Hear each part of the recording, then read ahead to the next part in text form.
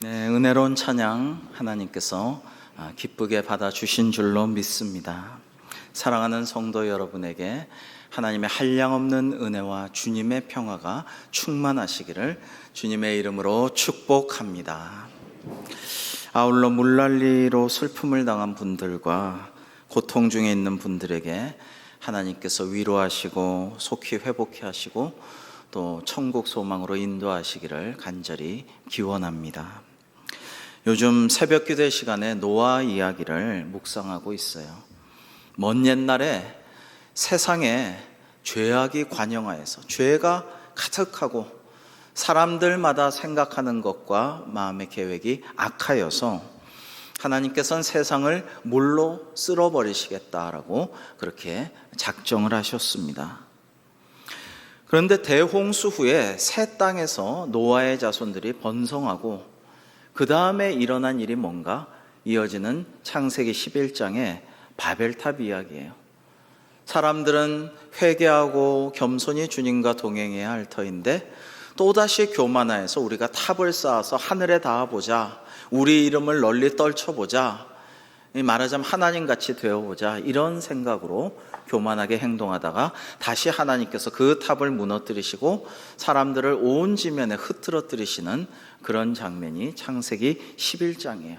바로 그 다음에 나오는 기사가 오늘 본문입니다. 오늘 창세기 12장 1절에서는 여호와께서 아브라함에게 이르시되 너는 너의 고향과 친척과 아버지의 집을 떠나 내가 내게 보여줄 땅으로 가라 하고 명하십니다. 여러분, 여기서 이 본문 히브리어는요, 떠나와 가라라는 부분, 히브리 말로 에크와 르캄이라는 부분을 우리가 합쳐서 생각해 볼 수가 있어요. 에크 르캄, 떠나가라라는 의미가 무슨 의도로 하나님께서 말씀하셨는가를 함께 오늘 나눠보고자 합니다. 첫 번째로 이 떠나가라는 하나님의 말씀은 결단하여 가라라는 의미입니다. 무려 75세 본토와 아버지 친척집, 즉 모든 생계의 기반과 관계의 인연을 다 버리고 새로운 길로 떠나가야 하는 것은 매우 어려운 일이었을 것입니다. 그러기에 하나님께서는 그에게 결단을 내려 떠나가라고 말씀하신 것입니다.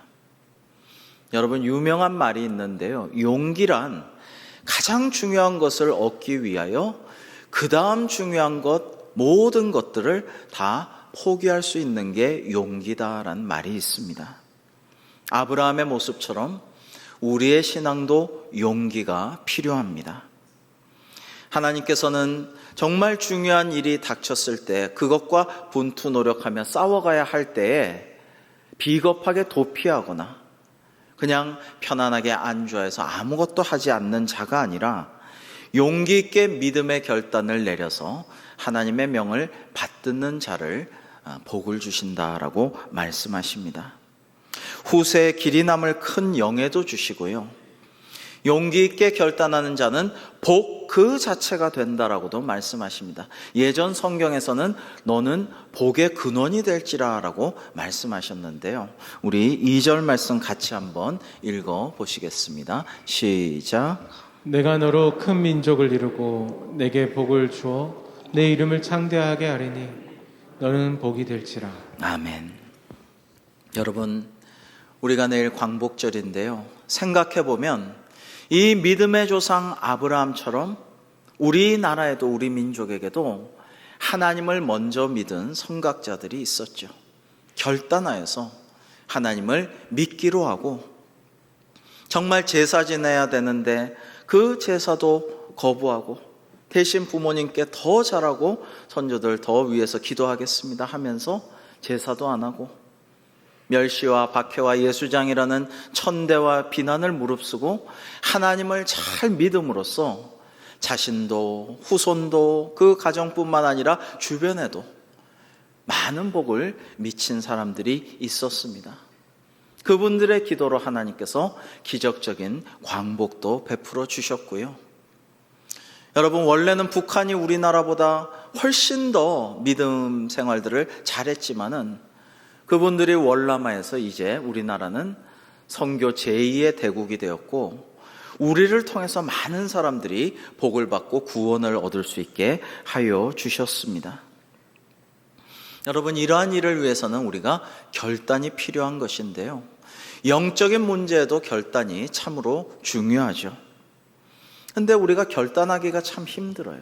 익숙한 걸 좋아하거든요. 사람들은 편안한 걸 좋아하고 안락한 걸 좋아합니다. 뇌과학자들에 따르면 인간 뇌에는 1000개의 신경세포, 뉴런이라 그러죠. 이게 있는데 이걸 또 연결하는 100조 개의 연결고리, 시냅시스가 있다고 합니다. 근데 이 연결고리를 우리가 적절하게 모든 것들을 골고루 쓰는 게 아니라 늘 쓰는 신경세포의 연결고리가 강화되고 발달된다고 해요. 쉽게 말해서 우리는 매우 익숙한 일을 하고 익숙한 행동을 하고 늘 하던 말을 할 때 편안함과 안정감을 느끼고 그게 원활하게 잘 이루어진다라는 것입니다. 그렇지 않을 때는 우리가 스트레스를 받게 되죠. 익숙하고 편안한 공간을 안전지대, 컴포트 존이라고 하는데요. 우리 각자에게는 나만의 안전지대가 있다라고 합니다. 우리가 어디 자주 가는 카페나 교회나 기도처가 있을 수도 있지만 그것 외에도 여기저기 우리 분야에서 안전지대가 있는데요. 그 안에 있으면 우리의 영과 정서와 우리의 육신이 평안함을 느끼고 아주 안도감을 느끼지만 그곳에 있지 않고 낯선 곳에 가서 낯선 일을 하고 낯선 사람과 만날 때는 불안하고 두렵고 힘들다라는 것입니다. 그러나 그러한 일을 하지 않으면 우리는 발전하지 못하고 늘 정체되어 있을 따름이죠. 우리의 신앙도 우리의 영성도 자라지를 못하게 되는 것입니다. 그래서 하나님께서는 때때로 우리에게 안전지대를 떠나라고 명하곤 하십니다. 우리를 통해 하나님의 뜻을 이루시기 위해서 혹은 우리 생각과 인생의 지평을 넓혀주시기 위해서 또 우주적인 하나님 나라의 실체를 우리가 깨닫도록 하시기 위해서 우리에게 약속의 땅으로 떠나라고 알지 못하는 곳으로 나아가라고 말씀하곤 하십니다. 여러분, 이 여름에 항구에 매여 있는 배를 본 적이 있으시죠? 그 포항이나 부산이나 또 목포나 이런 데 가면요, 진짜 해안가에 배들이 많이 묶여 있어요. 여름에 가끔 놀러 가서 보면 너무나 비바람이 차고 태풍이 몰아닥칠 때 빗속에서 그 배를 본 적도 있습니다. 그럼 막 흔들리죠.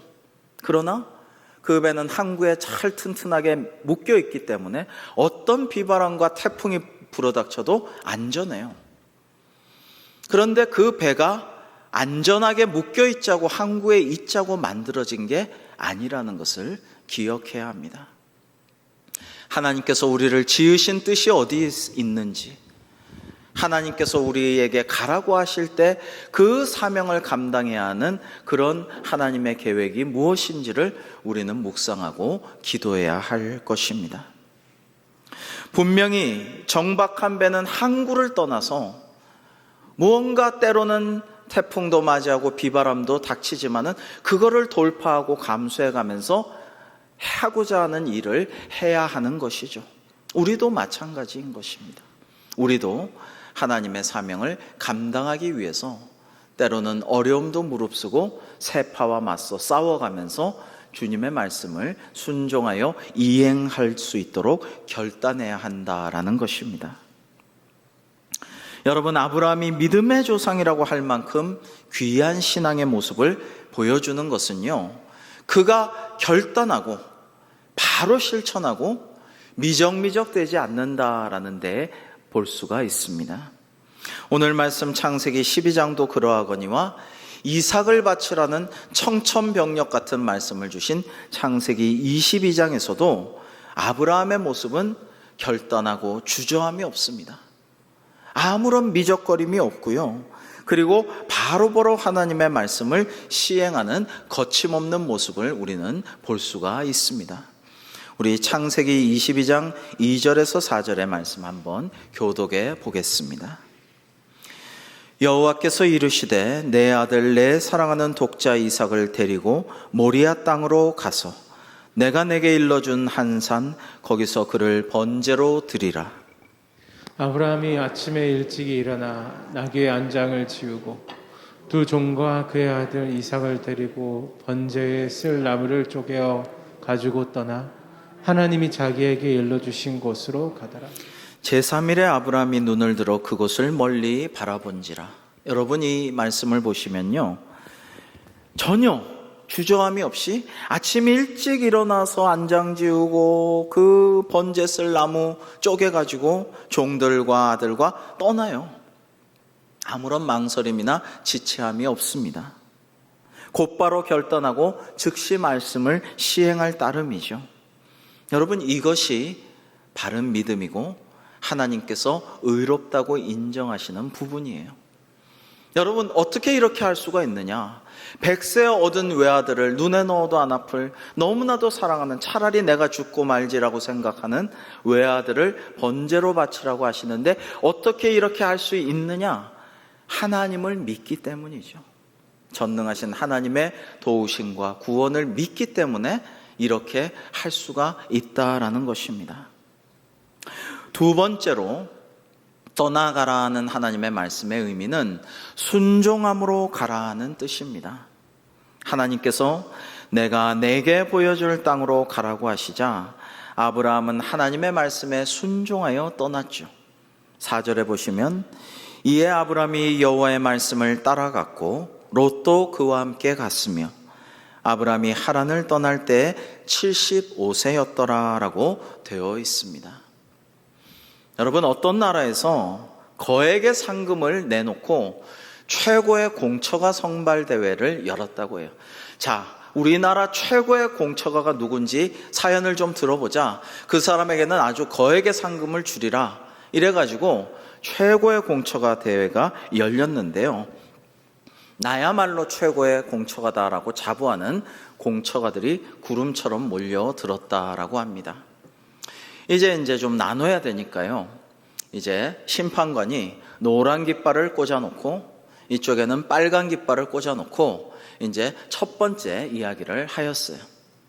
누구든지 내가 최고의 공처가라고 자신 있게 자부할 수 있는 사람은 먼저 노란 깃발에 모이시오, 이렇게 이야기를 했답니다.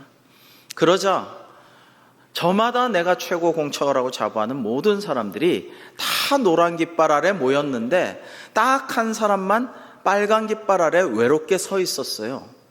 그래서 심판관이 너무 이상해서, 아니 당신은 왜 모든 사람이 공처가라고 여기 있는데 당신은 공처가 아닙니까? 그럼 여기 뭐 털어 나왔습니까?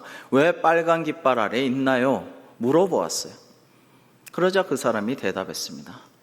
아니 그게 아니라 우리 마님이 사람 많은 곳에는 절대 가지 말라고 그래서 제가 저기 갈 수가 없습니다. 그러면서 제가 여기 있는 이유가 이해되시죠? 라고 말했다라고 합니다.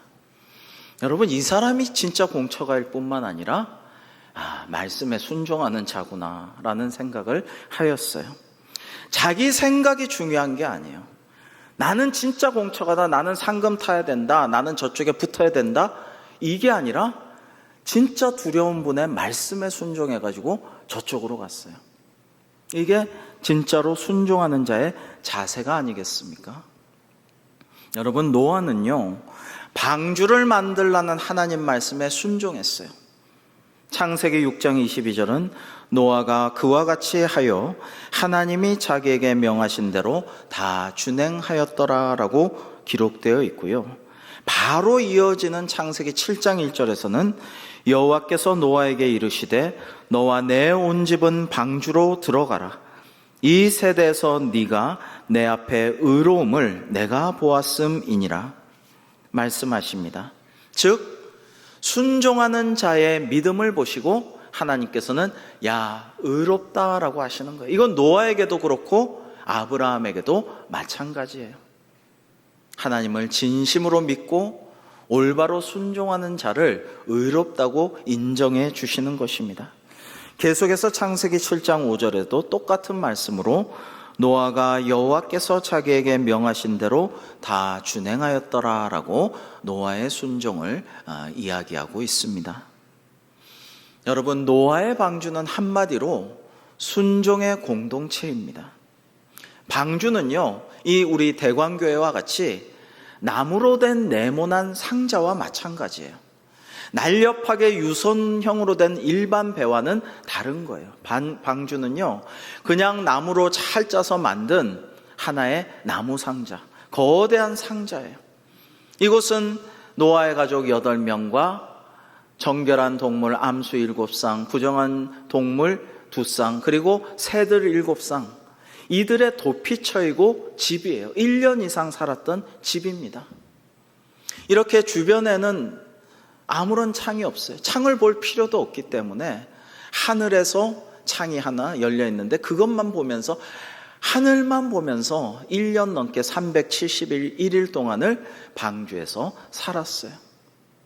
이것은 하나님께 순종하여서 노도 없이, 돛도 없이, 키도 없이 그저 네모난 상자 속에서 순종하면서 한 배를 탔다는 말대로 운명 공동체로 같이 산 그러한 곳이었습니다. 여러분, 우리 교회도 노아의 방주, 구원의 방주와 같은 곳이에요. 어려울 때 서로 돕고 기도하면서 어디로 향하는지 모르는 이 불확실한 세계 가운데 세파와 맞서 싸우면서 우리가 노젓고 우리가 방향타를 정하고 키를 정하고 우리가 돛을 달았다가 또 내렸다가 하는 것이 아니라 하나님의 인도하심만 따라 하나님의 말씀만을 따라서 가는 방주와 같은 존재가 이 교회입니다. 그 동행한 길에 교우들과 함께 걸어가던 그 길의 끝에서는 마침내 약속의 땅 새하늘과 새하늘이 열릴 것입니다. 우리는 순례자로서 나그네로서 이 길을 계속해서 걸어갑니다. 우리 믿음의 동지들과 함께, 교우들과 함께 손잡고 때로는 아픈 다리 서로 기대어 가면서 이 길을 걸어가죠. 천국의 계단을 올라가는 것과 마찬가지예요. 우리는 날마다 더 거룩해지는 성화의 길을 힘써 기도하면서 가고 있어요. 마침내 천국문에 도달할 때까지 우리는 그러한 여정을 걸어가는 존재인 것입니다. 사랑하는 성도 여러분, 이 길에서 늘 주님을 만나고 주님과 동행하며 또 실족하지 않도록 주님께서 손 붙잡아 주실 때 감사하면서 서로를 위해 기도하고 축복하면서 우리 성도들과 함께 이 구원의 방주에서 천국문에 도달할 때까지 이 믿음의 여정을 성공적으로 항해하시는 우리 모두가 될 수 있기를 주님의 이름으로 축원합니다. 세 번째로는 본질로 가라라는 의미입니다. 좀처럼 멈추지 않고 재확산까지 되고 있는 이 지긋지긋한 코로나에 또 우크라이나 러시아 전쟁은 그칠 줄을 모르고 있습니다. 그것 때문에 뛰는 물가와 고유가와 어려운 경제 속에서 설상가상으로 물난리까지 80년에서 100년 만에 나는 물난리를 우리는 맞이했어요. 그래서 많은 수재민들이 발생해서 너무 안타깝습니다. 팬데믹과 기후위기와 어려운 경제 상황은 앞으로도 계속될 것이라는 전망들을 많은 사람들이 하고 있습니다. 지구를 수십 번을 멸망시킬 수 있는 이 핵의 위협도 전혀 해결되지 않고 요즘에는 러시아 때문에 더 공포가 가중되고 있는 상황이죠. 이단 사이비가 좀 없어지면 좋겠는데 이단 사이비는 더 뻔뻔스럽게 기승을 부리고 새로운 이단들도 생겨나고 있습니다. 새로운 모습을 기대했던 정치도 너무나 혼란스럽고 실망스러워서 앞으로 대한민국은 어디로, 또 우리는 나는 어디로 가나라는 생각을 요즘 사람들이 많이 하고 있는 것 같습니다. 그런데 여러분, 위기일수록 어려울수록 우리는 본질을 찾아야 돼요. 핵심을 찾아야 됩니다. 기본기를 다져야 해요. 그것이 중요합니다. 그리스도인에게, 성도에게 본질적인 문제는 무엇일까요? 그것은 우리의 부와 명예와 건강과 안락이 아닙니다. 세상 사람들에게는 그게 중요하지만 다 먹고 살자고 하는 짓인데 우리는 그거 아니에요. 그리스도인은 먹고 살자고 일하는 게 아닙니다. 생명 유지하려고 사는 게 아닙니다. 우리는 하나님께서 지으신 뜻이 있고 우리에게 명하신 말씀이 있고 사명이 있고 우리가 바라보아야 할 영원한 천국이 있고 그곳에서 먼저 가신 이들을 다시 만날 줄 믿으며 우리 후세들도 그곳에서 다시 만나게 될 것을 믿으면서 부끄럽지 않은 하나님께 영광 돌리고 많은 이들을 복되게 하는 삶을, 의미 있는 삶을 목표하여서 살아가는 존재입니다. 만약에 세상에서의 부와 명예와 건강과 안락과 존경과 지위와 이런 게 중요했다면 아브라함은 75세가 되어서 잘 살고 있던 그 땅을 떠날 필요가 없었을 거예요. 아마 아브라함이 가장 편안하게 누리면서 살 수 있는 길은, 세상적으로 행복하게 살 수 있었던 그런 길은 그 땅에 그냥 눌러앉아 있는 것이 최선이었을 것입니다. 그러나 아브라함은 고생길을 가요. 왜요? 하나님의 명에 순종하여서 그 길을 가는 것이죠. 우리는 영원을 바라보며 하나님 나라에서 영생복락을 누리기 위해서, 또 이 땅에서 나와 내 가정이 복을 받을 뿐만 아니라 우리 교회가 복 받을 뿐만 아니라 내가 복의 근원되어서 주변 사람들을 구원하고 그들에게 복을 미치기 위해서 살아가는 존재인 것입니다. 그것이 우리가 추구할 신앙의 본질입니다. 그러나 사람들은 약속의 땅으로 가라고, 사명을 감당하러 가라고 하시면 여기가 좋사오니 여기 안주하게 해주세요라는 말을 하죠. 고민합니다. 신앙인들도 마찬가지이죠. 민수기 32장에 보시면 르우벤 자손과 갓 자손은 심히 많은 가축들을 가지고 있었어요. 부자들이었던 거죠. 그런데 야셀 땅과 길르앗 땅을 보니까 야, 이거 목축하기에 방목하기에 너무 좋은 땅이구나. 그래서 모세에게 가서 청원합니다. 하나님께서 우리에게 약속의 땅을 주신다고 요단강 건너가서 그것을 취하라고 하셨지만 저희들은 여기가 좋아요. 저희들은 가축도 많으니까 저 땅만 주세요. 그리고 요단강은 건너가지 말라고 좀 해주세요. 이렇게 부탁을 하자 모세가 말합니다. 너희 형제들은 지금 싸우러 가거늘 너희는 여기 앉아 있고자 하느냐? 너희가 어찌하여 다른 이스라엘 자손에게 낙심하게 하며 여호와께서 그들에게 주신 땅으로 건너갈 수 없게 부추기느냐라고 그렇게 책망을 합니다. 여러분, 그런데 성경의 이런 주제는 계속 반복적으로 신약에서도 나타나요. 부자 청년이 예수님을 찾아갔을 때 어떻게 하면 구원을 얻을까요? 할 때 네가 가진 걸 다 내놓고 너는 나를 따르라니까 이 부자가 청년이지만 참 의로운 사람이었는데 고민하다가 돌아갑니다. 다시 왔다는 이야기는 없어요.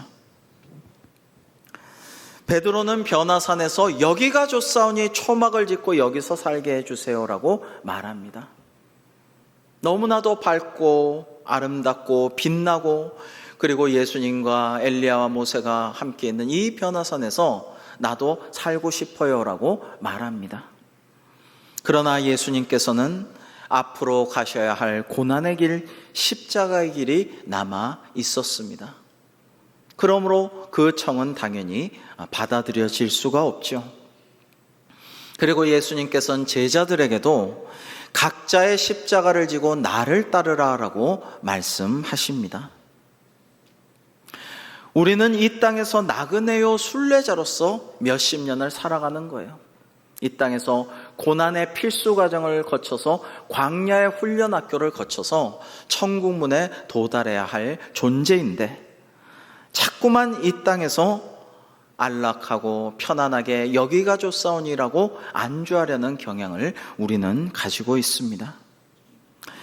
아마 아까 말씀드린 그 르우벤과 갓 자손들은 가축이 많아서 또 눈앞에 너무나 좋은 부동산 부지가 있어서 그랬을 겁니다. 너무 부유하면 언약과 소망과 하나님의 축복을 잊어버리고 외면하기 쉽습니다. 그래서 부유해도 주님을 잘 섬기는 분들은 우리가 존경해야 할 것입니다. 하나님께서 크게 칭찬하실 것입니다. 왜냐하면 부자가 천국에 들어가기가 어려운데 그 길을 힘써 가고 있기 때문이죠. 여러분, 모든 구도자나 순례자, 영적으로 진리를 추구하는 자들에게는 반드시 광야의 시기가 필요해요.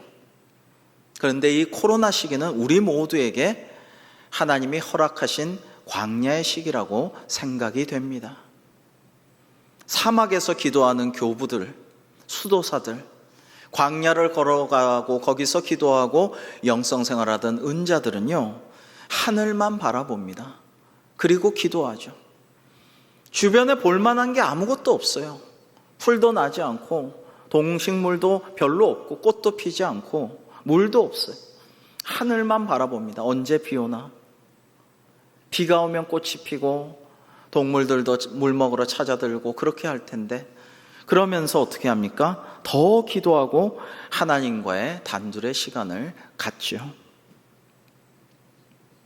코로나 시기는 풍요와 편리함 가운데 한껏 교만했던 인류에게 과연 너희들이 하나님 없이 살 수 있는 땅이 있느냐라고 물어보시고, 우리는 그 물음에 대해서 묵상하는 기간이라고 생각됩니다. 출애굽하던 이스라엘 백성들은 광야길을 밤낮 없이 행군했죠. 불기둥과 구름기둥으로 하나님께서 인도하실 때 그것만 따라서 갔습니다.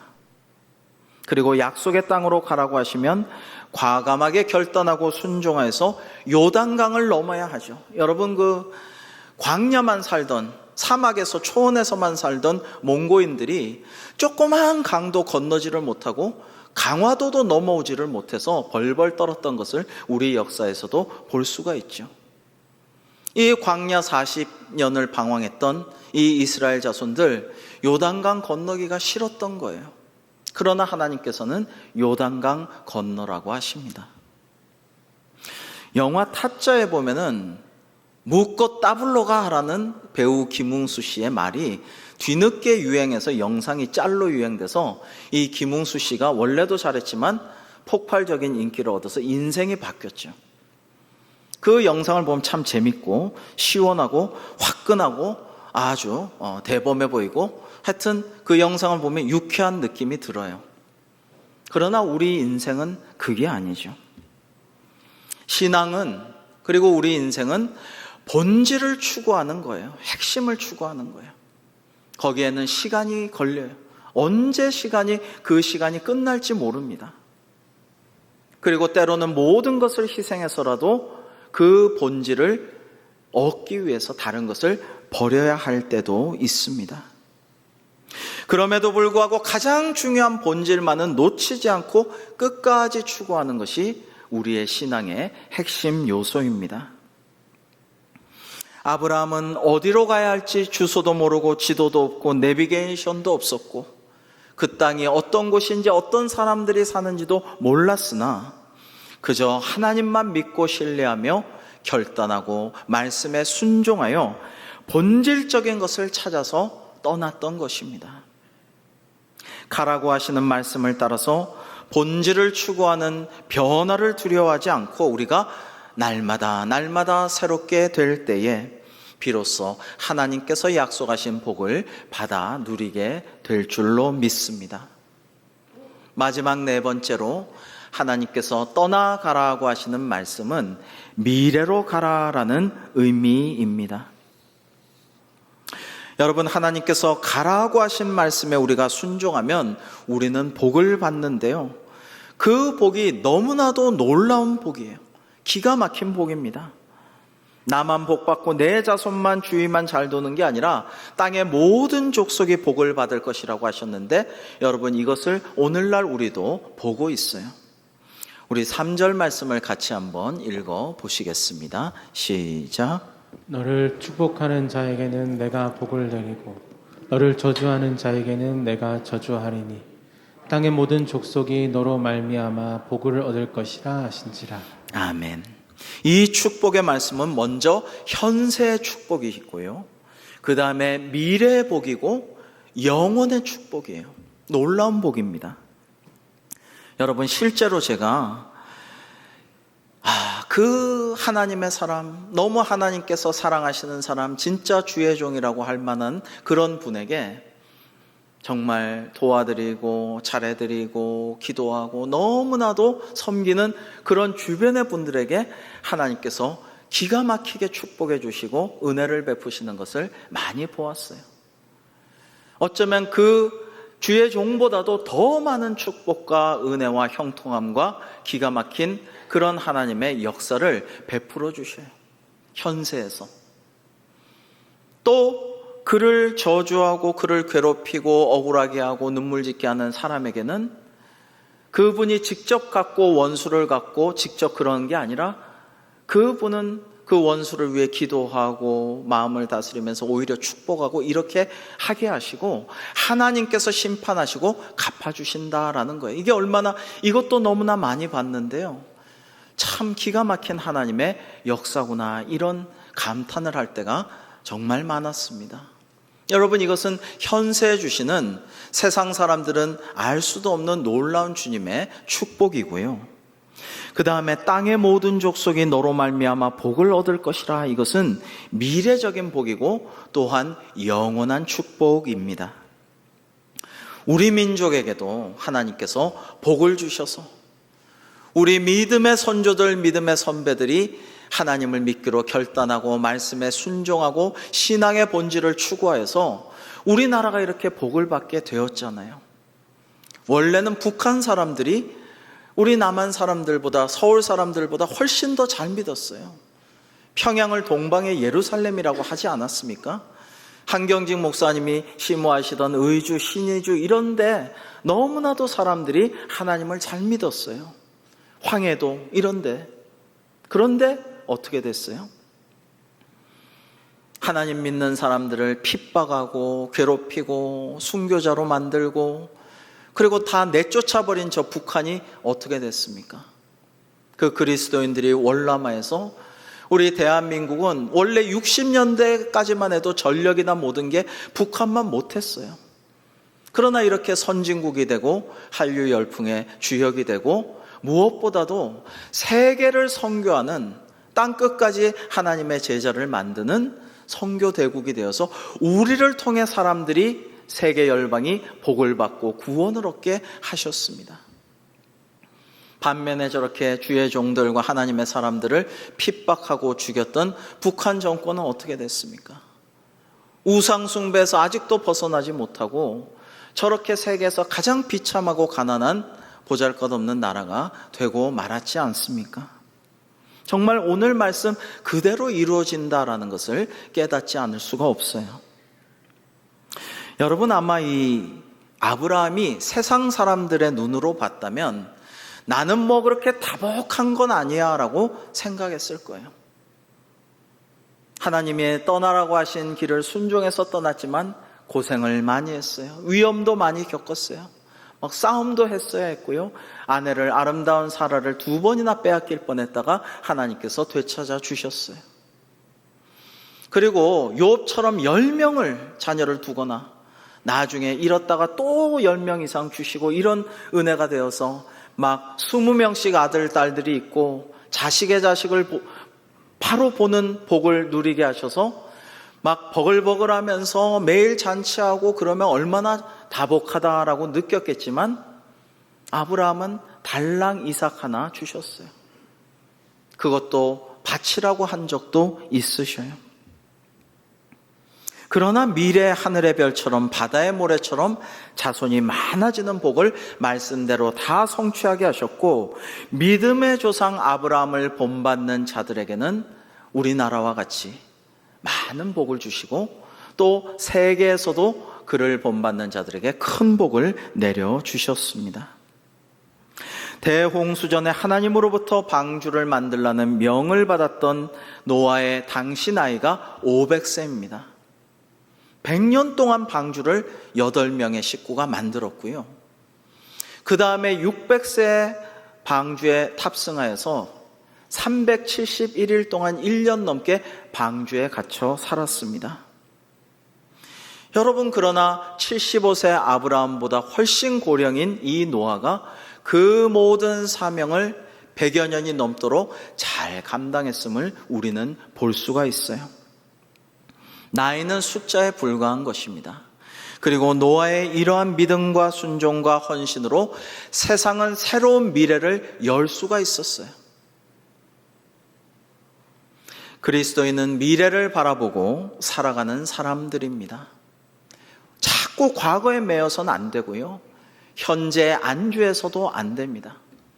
우리는 미래를, 아니 영원을 바라보고 소망하고 꿈꾸면서 미래를 위해 기도하고 내가 할 수 있는 일들을 내 대해서 하고, 그래야 해서 내 당대에서 세상의 복을 받지 못하여도 우리 후손들이 잘 되고 복을 받는, 그리고 영원토록 하나님께 영광을 돌려드리는 하늘의 별처럼 빛나는 존재가 되기를 소망하는 사람들이죠.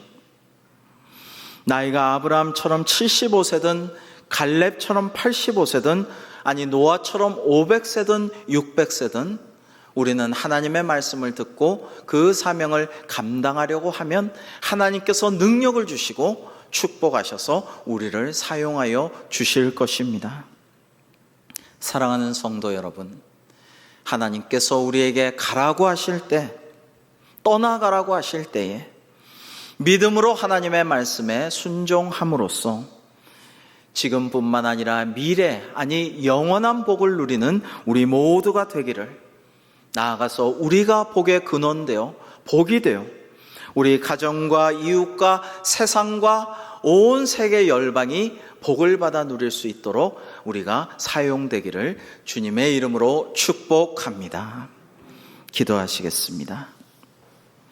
하나님 아버지, 주신 말씀대로 하나님, 저희가 하나님의 말씀에 순종하고 결단하며 또한 신앙의 본질을 찾아 이 순례자의 길을 걸어가며 미래를 향해 자신을 마음껏 던질 수 있도록 하여 주시옵소서.